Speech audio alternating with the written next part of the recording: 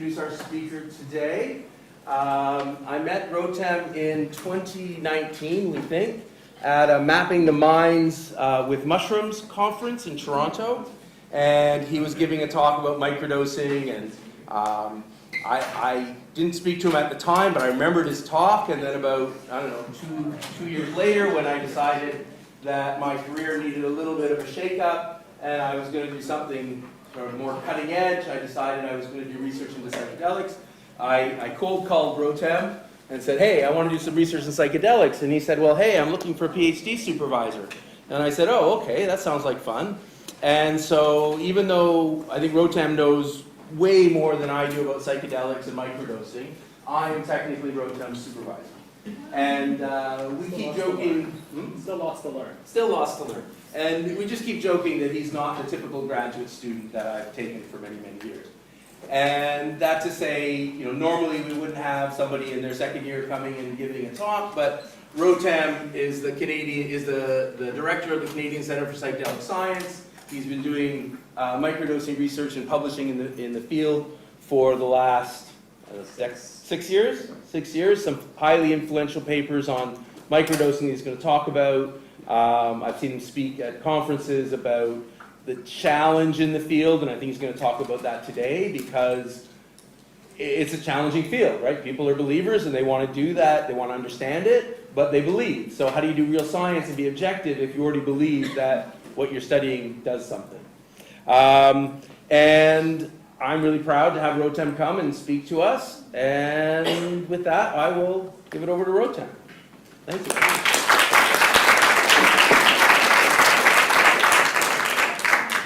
Hey everyone. Oh, is this on? Hey everyone. Thanks so much for coming. I'm very excited to talk about this area of research that I feel very strongly about, near and dear to my heart. As David said, we don't have a ton of time, but there is a pretty lengthy agenda. So there's a lot I want to share with you. First, I want to talk about kind of what is microdosing. It's a concept that gets used quite frequently. But really, I'm just going to propose a working definition because we don't have a rigorous one quite yet. I'm going to talk a little bit about science in general and how it's being done in psychedelics, and then I'm going to jump into presenting some data. So I'm going to start with the first survey study that I did, present our findings, and then discuss the second survey study where we try and replicate and extend our findings. And then I'm going to very quickly share with you broadly what other people have found in the literature. And then I'm going to talk about the current microdosing trial that I'm running, and then we'll have some time for questions. Please note that there are tiny numbers at the corner. That's for the number of the slide.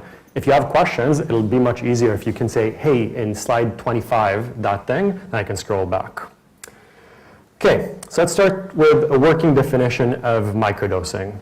Why is it a working definition? Well, for one thing, we don't really know how psychedelics affect people in quantitative terms. So for most substances out there, there are certain aspects of you that can predict how they will affect you. So your body size, perhaps some genetic predictors, stuff like that. For psychedelics, we don't know what those are yet. And so the same dose could affect two different people in very different ways. Some people have larger effects consistently, some people have small effects consistently, some people are inconsistent. So we don't know what it is yet. But when we talk about microdosing, or rather, particularly in the case of microdosing, it's tricky because a microdose is a dose so low that you don't know that you've taken anything. So you're not supposed to feel anything, which is pretty tricky. How do we even quantify that? So for a long time, the definition has been subperceptual. That's okay, but what does that mean in quantitative terms? I don't know. I can tell you that the way I was approaching all this research is, instead of sitting in a room and thinking to myself, what do I think psychedelics do? What I did was to just ask people what they do and then extract from that, kind of use a data-driven approach. And so broadly, what I found is with LSD, people were using 10 to 20 micrograms of LSD, which is about 10% of a hit or a tab of LSD. And with psilocybin, people were using between 0.2 and 0.3 grams as a microdose. Now, other research has found the range to be a little bit larger, but I don't think that it's because people take larger amounts and feel nothing. I think it's because people take larger amounts, call it a microdose, and feel something. More on that later. Why is it important to even talk about microdosing, perhaps, is a question that you're asking. I don't know if at this point this is even a thing. Actually, let me ask you, can I get a show of hands? Who here has either microdosed or knows someone that is microdosed? Almost everyone. I would say 60%, 50 to 60%. Great. Even still, people who have not done it or don't know anyone who's done it, let me quickly go over why you should even care. Starting with some anecdotes. These are all real anecdotes from this first survey study that I'll present. When I microdose, I seem to be able to understand things the first time I read them much more often. Great. I started my microdosing experiment with psilocybin mushrooms and therein got relief from depression and alcoholism. Another person said microdosing reduced my migraines about 80%. Great. These are promising anecdotes. This is not science per se. This is just people describing their experiences, which is valid. And to me, that means, okay, maybe we should be looking into these things.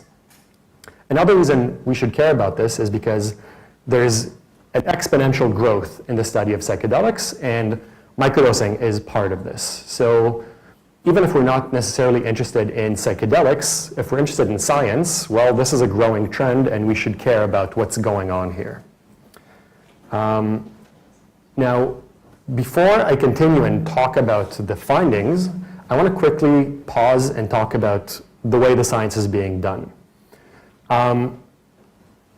This is the way generally we're supposed to be doing science. We start by generating hypotheses, and then we design a study to see if those hypotheses are accurate.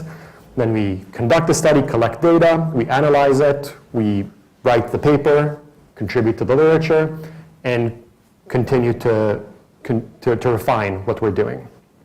This is, in theory, the way it's supposed to work. However, as the replication crisis has shown us, this is often not what happens. A lot of the time what happens is that there are failures at every single step. Harking means hypothesizing after results are known. This was pretty common in all of psychology, and then that led to the replication crisis, currently slowly being ameliorated, still very much rife in psychedelics. Now I'm going to ask for more participation. Who here has heard of open science? Yeah, that's what I like to see. Great, thank you. So I'm really, really happy to see that. I don't actually interact so much with people in psychology proper anymore. Most of my interactions with people who are in psychedelics. In psychedelics, this is barely a thing. I can tell you that out of all the microdosing papers that have been published to date, as far as I know, with my work excluded, there are 2 other papers that have been pre-registered and used open science. This is very scary to me because it implies that many of the things that led to the replication crisis to begin with in psychology are currently happening in psychedelics. So I want to mention this because it's important to note that the stuff that you read in psychedelics papers, if they don't use open science, maybe take it with a grain of salt. I'm not saying it's all bad. I'm saying we can't quite assess the veracity of the claims. We did use open science for the very first study we ran in 2018. This is how my team, we were hoping to kind of distinguish ourselves, but also follow what we believe in. Open science is very important to us. All of what you'll see, all the data is available online, and everything was pre-registered except for the exploratory things. I will clearly demarcate when I present my findings what was pre-registered and what was not. So just to quickly go over the methods for the first microdosing study, we posted a link. We asked people to participate for free. It was supposed to be a 30-minute survey. That's roughly what it ended up being. Back when Twitter was Twitter, before it was X. And we got a lot of participants. We were very much surprised. In the pre-registration, we said if we get fewer than 50 participants, we're not going to analyze the data because there's no point. We ended up getting almost 1,400, which was great. I was very happy.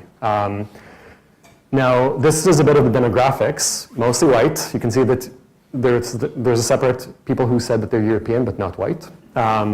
Mostly male, mostly heterosexual. Initially, I was quite disheartened by this, but remember that this actually represents the average Reddit user quite well.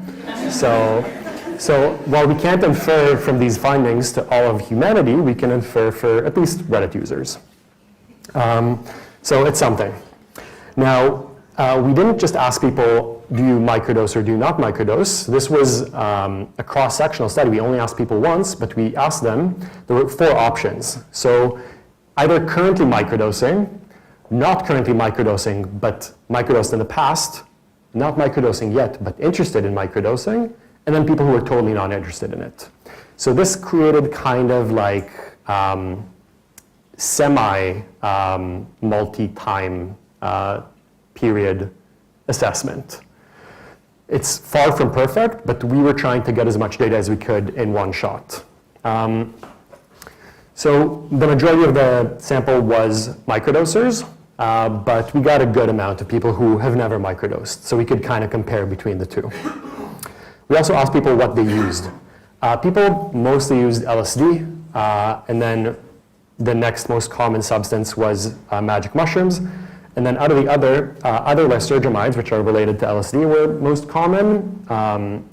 I think something really important to say, I was giving this talk a very similar talk a couple of weeks ago, and someone who recently ran a couple of other surveys that were global and Canadian specific mentioned that in their findings, magic mushrooms were a lot more common. The trend was inverse.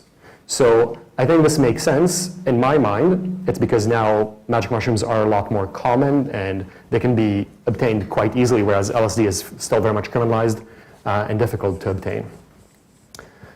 We also asked people how frequently they microdosed. By far, the most common schedule was 1 day on, 2 days off, it's referred to as the Fadiman protocol.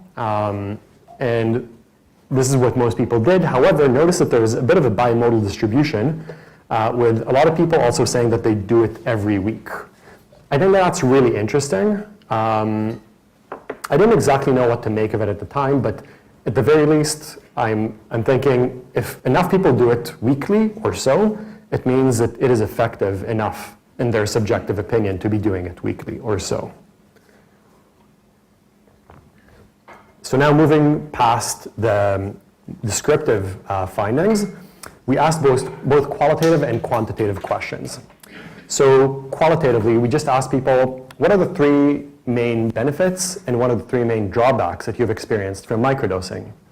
We asked this way because we want to be even-handed. We're not just here to show that psychedelics work, we're here to see what people are saying, to learn about what the actual effects are.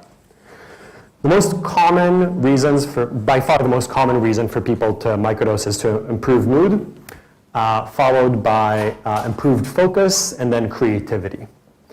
Great. This is kind of what we were expecting. This is what, in the discourse, this is what people are reporting that they're getting out of microdosing.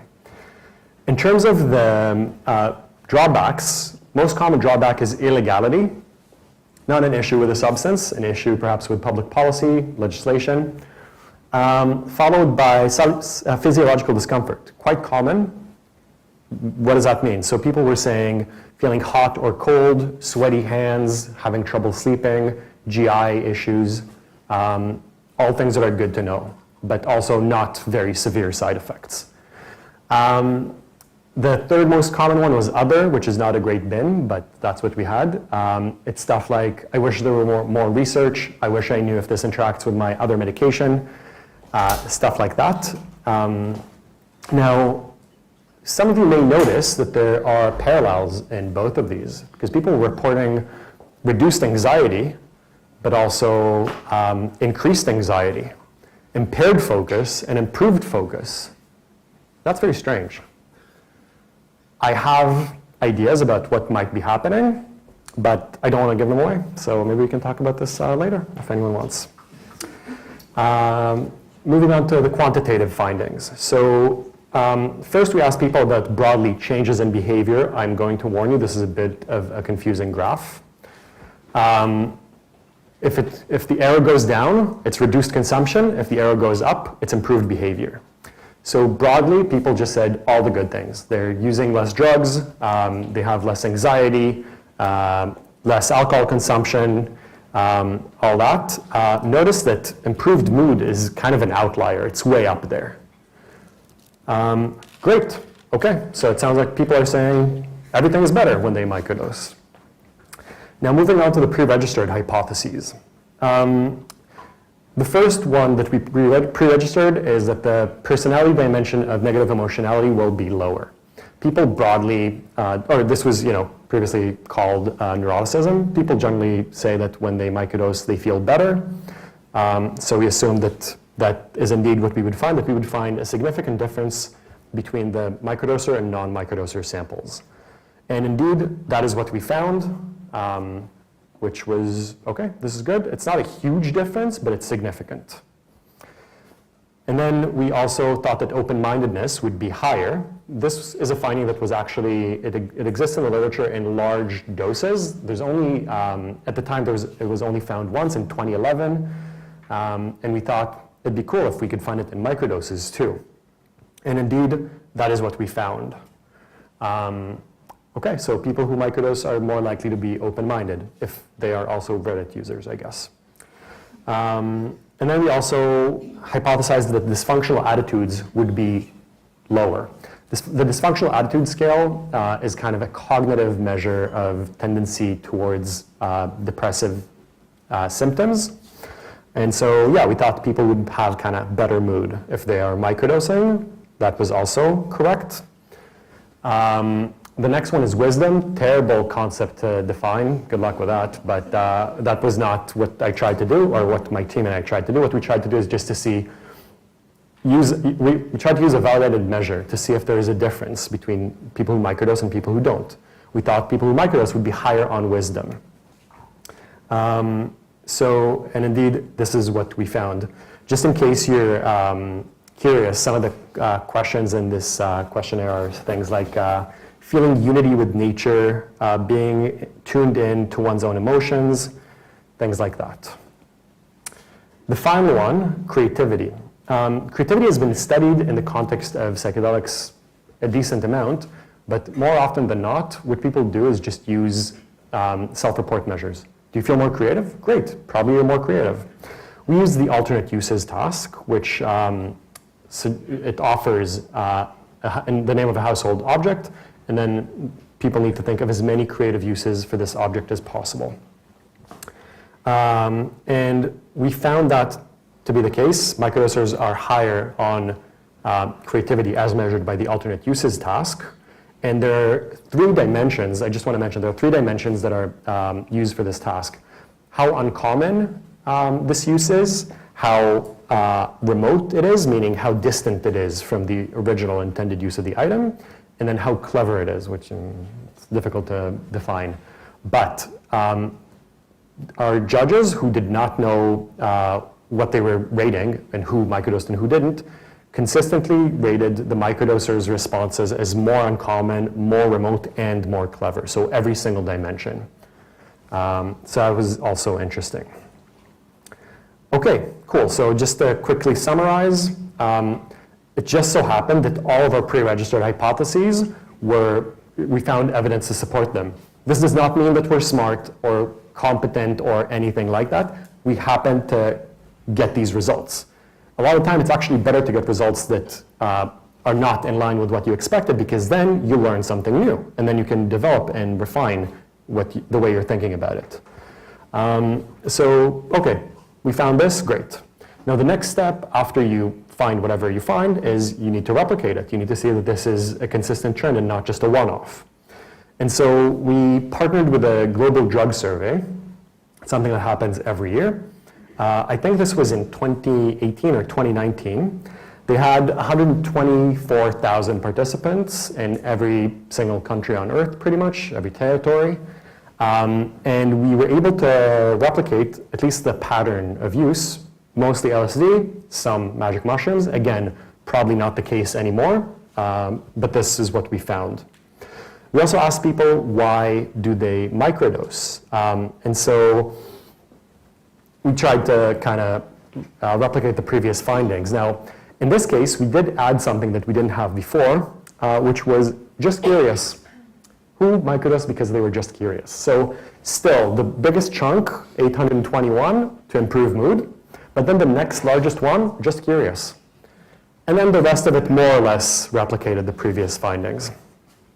We found the same thing for LSD.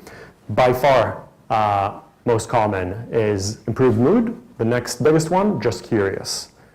I don't know if we just caught a certain moment where people were getting curious about microdosing. It'd be interesting to replicate this. But overall, we replicated, at least in terms of what are the motivations, replicated our previous findings. Now, our attempt to extend these findings relies on a lot of the way that people think about psychedelics. So I'm going to take a step away from the data for a second, talk about theory. Carl Jung said, the approach to the numinous is the real therapy. And inasmuch as you attain the numinous experience, you're released from the curse of pathology. This is very popular in the way people think about psychedelics. The idea is that often when you're under the influence of psychedelics, you have difficult experiences. And then what you ought to do is you need to lean in to these difficult experiences rather than avoid them. This has been a very strong undercurrent in the study of psychedelics for a long time. And it has been, in the last maybe 5 or 10 years, it has become a lot more formalized. So there are specific therapy models that are for psychedelic psychotherapy. Sorry, I know it's small, my bad. But these specifically focus on avoidance-free exposure, motivation for acceptance, and revision of avoidance-related beliefs. So this has become very explicit in how people relate to psychedelic psychotherapy. We were thinking, okay, how can we somehow formalize and quantify this in a microdosing population? The way we were thinking about it is maybe these motivations for people to microdose can be predictive of the outcomes that they get from microdosing. So the way we framed the intentions that people had to microdose was through the lens of approach and avoidance. So a couple of example motivations we had was to improve mood and or overall life satisfaction that we conceptualized as approach. And an avoidance one would be to escape negative feelings such as depression and anxiety. And what we were thinking was that people who have more approach motivations would report more positive outcomes to their microdosing practice. And you know what? We found the opposite. People who reported more avoidance motivations actually reported more benefits. A lot of reasons for this too, a lot of potential reasons. One is, it's all random, but if we really try and fit it into a theory, a couple ways that I thought of explaining it is one, when someone acknowledges that they have a problem and they try and treat that problem, they're more likely to actually get kind of positive life outcomes, whereas if they say stuff like, well, I just wish life were better, then not necessarily. Another potential reason is that a lot of these, other things that people want to avoid may have downstream positive effects. Whereas just improving creativity, perhaps not so many. I don't know. I would be more than happy to talk about this more if other people have other opinions. So these are our findings so far. I know this has been a lot. Let me quickly walk you through what other people have found in the literature. Broadly, people find higher unity and bliss, heightened states, personal transformation, improvements in depression, improvements in psychopathologies, mood, less anxiety, higher cognitive function. Now, you might notice that especially the RCTs kind of didn't find anything, whereas the surveys found some things. Interesting. I think it could be due to a lot of reasons, maybe the way it was studied in the surveys wasn't as rigorous. Maybe using these substances in the context of a clinical trial, maybe it mutes some of the benefits, perhaps due to the environment, what's called set and setting in the study of psychedelics. Could be due to a variety of reasons. However, just looking over these outcomes, my conclusion is that the findings do appear to converge. And very kind of broad statements. One is microdosing has no significant acute negative effects. And the other is microdosing improves mood and creativity. Probably, maybe, in some studies. We don't know. Need to do more work. Because, and I think it's really important to remember one of my first slides, remember this. It might be that none of these studies that I showed, except for two papers from one study, none of them were pre-registered. None of them showed their data. We don't know anything about the quality of the work. So it might be that it's all by chance, or maybe they ran a bunch of comparisons and only published the significant ones. Could be so many things. So we don't know. So grain of salt to the statement that the findings appear to converge.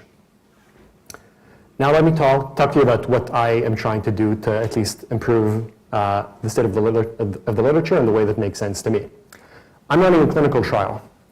The way we're running it is that participants are randomized into either a placebo or psilocybin condition, and then they come into the clinic once a week for 4 weeks and get either 2 milligrams of psilocybin or maltodextrin, like a sugar pill.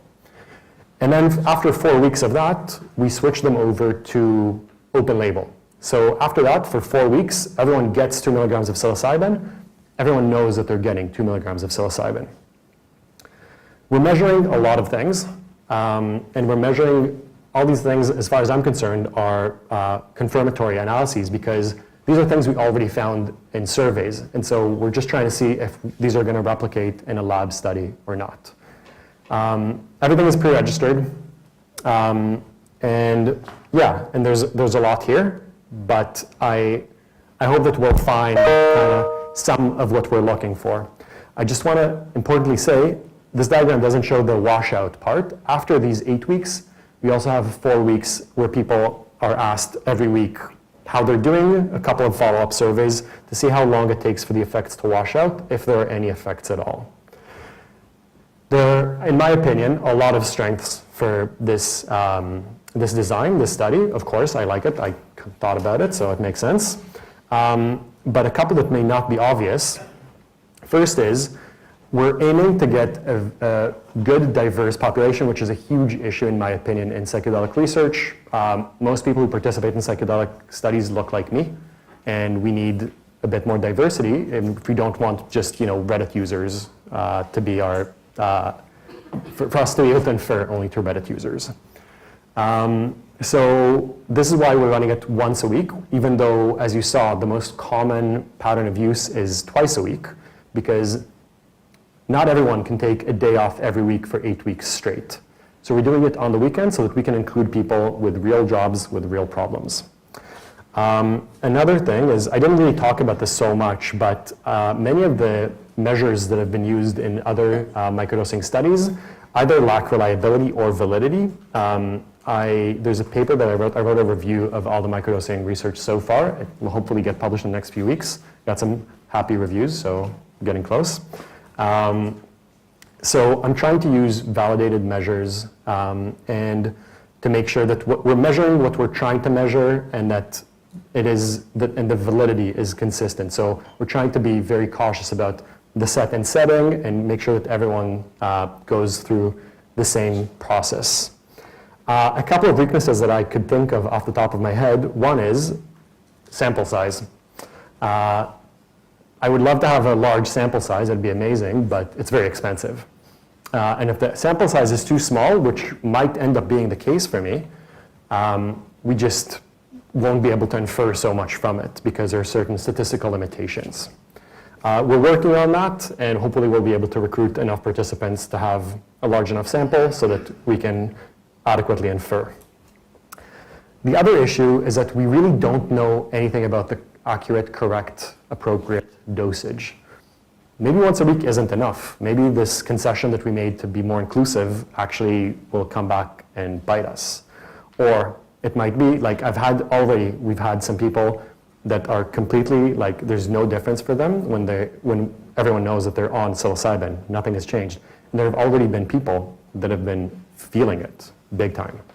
So it might be that the dose is incorrect. It might be that we need to first come up with better methods of assessing how people are going to respond before we dose them and create a more specific personalized dose scheme. So yeah, I would love to hear more about if other people can think of other weaknesses of my study. It's kind of late to fix it now, but maybe we can fix the next one. But that's all I have for you. So thank you so much for listening. Please feel free to email me. Yeah, thanks.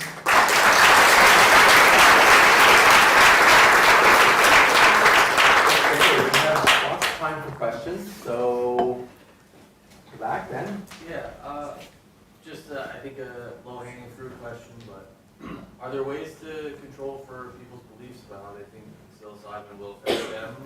And do you do anything like that in your studies? So for example, somebody's like, yeah, psilocybin's definitely going to change everything, and then does that predict their outcomes versus somebody who's skeptical? Yeah, that's a great question. So a colleague from University College London has come up with a way to do that, to control for some of the expectancy bias. David and I have actually spoken about that and how conservative his approach is, perhaps excessively so. I applaud it for being so conservative and cautious, but I think it might cause so many of the effects to completely wash out. So in a word, not really, and I've written about this a little bit. It's not clear, especially in the context of microdosing, it's not clear where set and setting end and where drug effects begin. They might be, some people have considered psychedelics to be non-specific context enhancers. Great, so like what do we do with that? So I guess to answer your question, yes, people have thought about it, not enough. I think we're like, we have the alpha version of this model, needs a lot of improving, and hopefully we'll get something that can control for that one day. But it's also quite possible that we will never be able to do that because the two are inexorably linked. Sorry, yeah. Thank you. Just a great presentation. I learned Thank so you. much. Thank you. And I wanted to ask a question about tolerance. So does the concept of tolerance apply for defining your microdose dose? Like, how does that relate for, because I know you mentioned that, individuals are asked whether they've ever microdosed before, whether they currently do it, all those sorts of things. So when coming up with a definition as to how much should be prescribed, like, is 0.3 mg, 0.2 mg, whatever it be, how does that play into kind of your design of how much time in between the treatments? Because you mentioned it was like 8 weeks, right? So how does that play into, I don't know if you understand where I'm coming from, but to what extent does tolerance impact your definition of a microdose in this context? Yeah, that's a great question. So the question is about tolerance and dosage. So there's not enough research. We know fairly confidently that, so psilocybin and LSD are very similar molecules that have a high affinity to bind to 5-HT2A receptors. We also have affinities for other receptors, but this is considered currently the most important mechanism of action. We know that 5-HT2A receptors downregulate after exposure to psilocybin and LSD for some time. We don't exactly know how long. Different animal models show different lengths of time, ranging roughly between 2 and 7 days. This is another part of the reason why I thought 7 days is a good amount, because then you're fully out of that window, so it's more conservative. The dose, we don't know if it's related to how quickly tolerance builds up. Still early days. So I don't know about that. Does that answer your question? Yeah.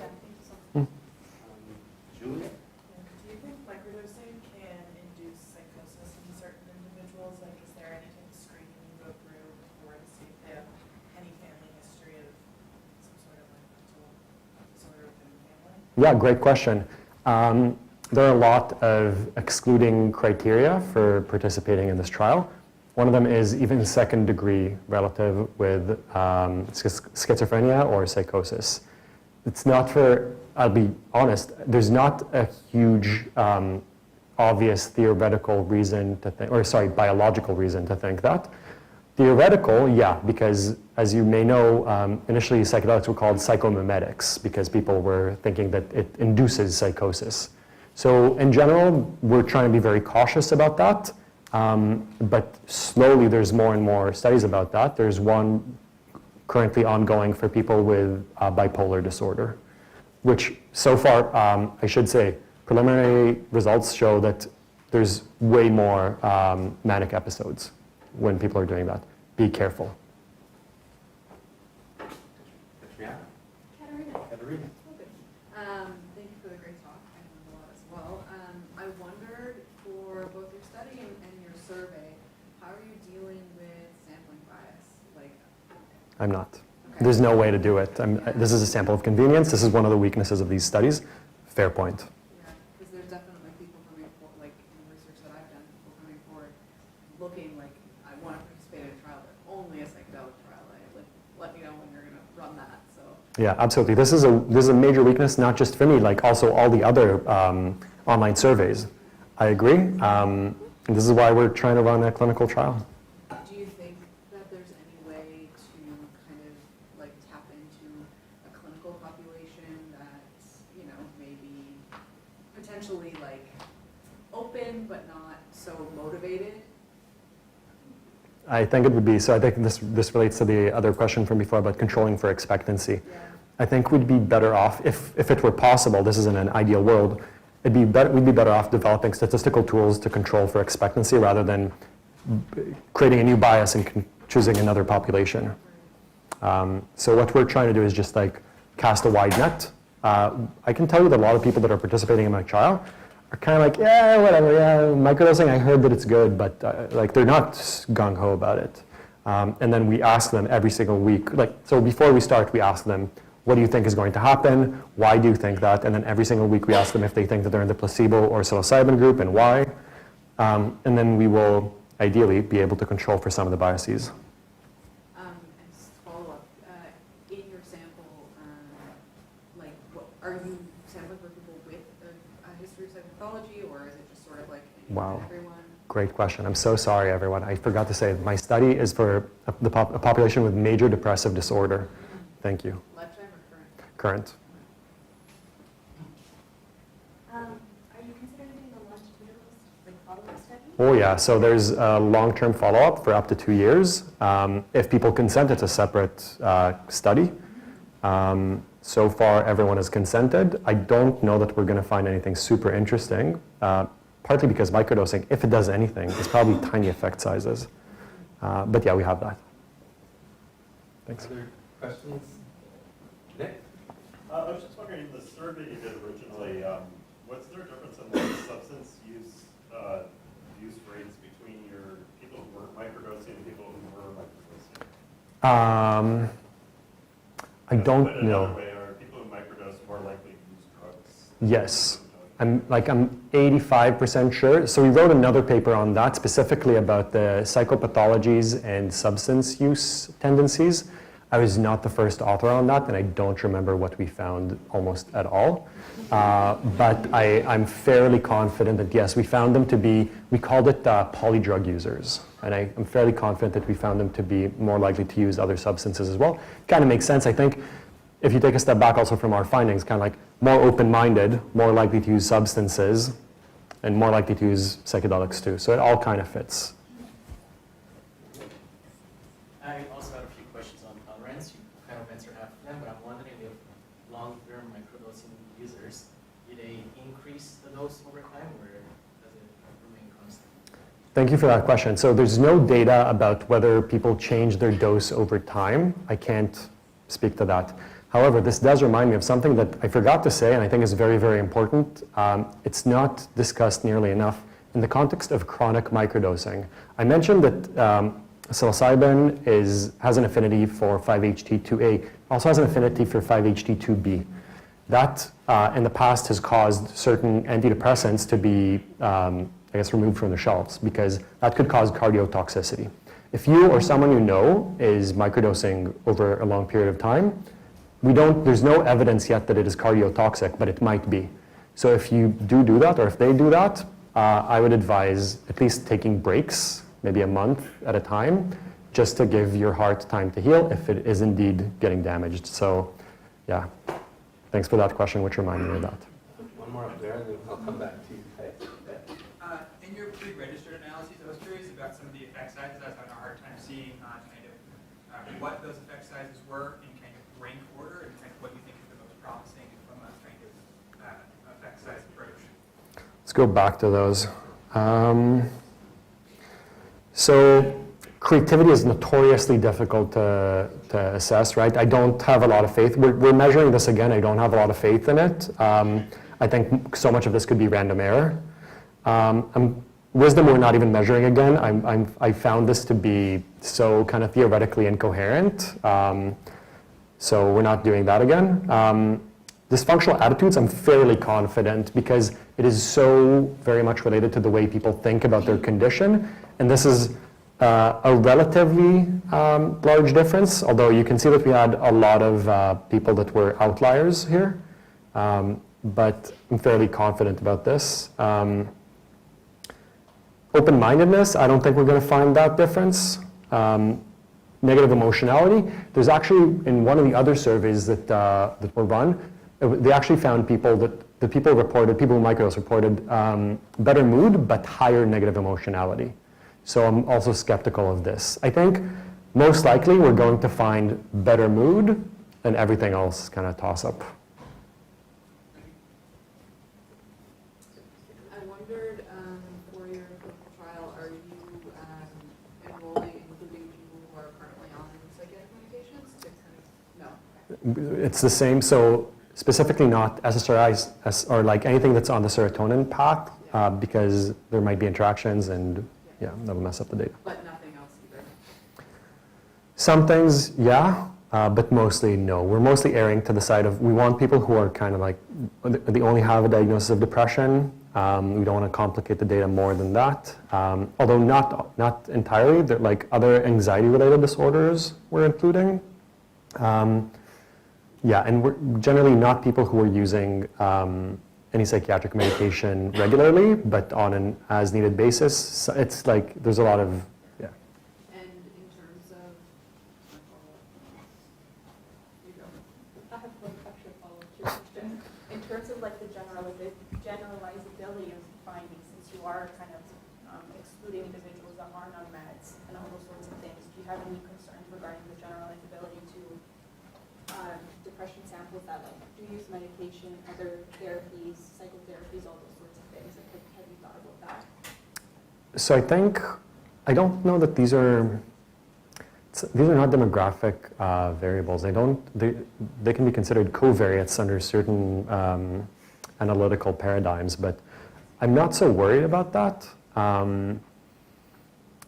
I think more in the future, these could be, right now I look at these as confounding variables, and in the future, these could actually be, really the way I think about microdosing is it could be an adjunct to psychotherapy. So in the future, if I have funding, it'd be amazing to run a study that has a psychotherapy component. And it'd be amazing to also have a large enough sample size to be able to include people who are on psychiatric medication and see how that jives, if at all. I think it's really cool because the psychotherapy aspect can kind of mold the intention that they go in with. Yeah. So that could be right? Absolutely. Other questions back there? Have you looked into the neuroscience behind like why a lot of people tend to say that their mood is improved? Like microdosing? Oh, that's a spicy question. I like that. Do you know about, have you read about stuff like to do with that with psychedelics? Not specifically to do with psychedelics. So the most common theory right now is called the rebus model. The relaxed, do you remember? Expectations, Beliefs under psychedelics. Okay. beliefs under psychedelics. Relaxed. Psychedelics is spelled with an S. Yeah. I don't know why. Anyway, the idea is that our brains normally have a certain set of constraints which decide how we think about things. Part of that is how we think about ourselves and the world around us and our expectations. It's kind of like the top down is stronger than the bottom up. And so sometimes we ignore evidence that are against our theory that everything is bad because we're depressed. And so what psychedelics do is kind of shake these up a little bit and allow more bottom-up information to shape your theory so that you can rethink things and maybe you're not so bad, maybe the world isn't so bad. So this is what the zeitgeist is right now. We met Ella. So, when you were talking about the qualitative trends, you said that most of them include like anxiety, so like either reduced or more. But when you're doing your research, you said you were looking more at, or you were looking at people with depression. Why a depression rather than anxiety? This is more for historical reasons. So initially when I wanted to do this trial, I wanted to do it on people with no diagnosis at all. And Health Canada said, what? These drugs are very, very dangerous. And this dose is very dangerous. And we cannot let you do that to poor people who have nothing wrong with them. It's only if there's something wrong with them and they could benefit from this medication, we will allow it. So initially I wanted to go with persistent depressive disorder, which is kind of like very small depression, but for a long time. Couldn't find anyone. And so we changed it to major depressive disorder. The reason we picked that and not anxiety is because anxiety is often more transient. If you think about the DSM diagnosis of anxiety, it needs to have been last 6 months. And so with depression, we were looking for people who are more kind of like habitually depressed. And we were thinking that, I mean, it makes sense considering that mood is by far the most common reason to microdose. This is what people are improving the largest improvements on. Might as well go for the low-hanging fruit. Does that answer the question? Okay, last question, Lucas. So, a major criticism of other types of medications, like pharmaceuticals, is that a lot of times you keep taking them. And then macrodosing in the context of therapy comes around and people experience relief from symptoms after one giant dose. Do you see, this is kind of more a question about your opinion, not necessarily the study, but do you see the same types of mechanisms at play in microdosing? Do you see people who are seeking relief from something having a component changed over time and then feeling that they don't need to do it anymore, or that they might kind of be compelled to keep doing it always? So I guess the perspective you're bringing to this is you're saying, well, people are unwell and we're trying to get them well. And so we're going to use we have been using macro doses as a treatment. And once they're well, they don't need to do it anymore. And will that be the case with microdosing? In my opinion, I'm like, sure, a lot of people are unwell and need to be brought to at least being okay. But why not keep improving? We could be great. We could reach 99% of our potential, right? And so I'm not at all advocating for everyone to be using psychedelics all the time or even for extended period of time because there are inherent risks such as potentially cardiotoxicity. But I think that this very clinical perspective, while it's the only way to go when you're trying to raise money for research and get through regulators and all that, that's not how I think about it. I think that people should be able to use whatever lifestyle considerations make sense to them if it enriches their lives and doesn't hurt anyone else. So I guess more to your point, it appears that the effects of macrodoses, large doses, they last maybe 3 to 6 months. So it's not forever either. Then people get depressed again. Why are they getting depressed again? Maybe it's not just about the drugs. That's my opinion. Thank you for asking that. It's a really good one. So before we thank Rotem, there's a reception up in room 205, so we can carry on the conversation. Rotem will be there, and there'll be some food and chips and some crackers with it. So thank you very much, Rotem.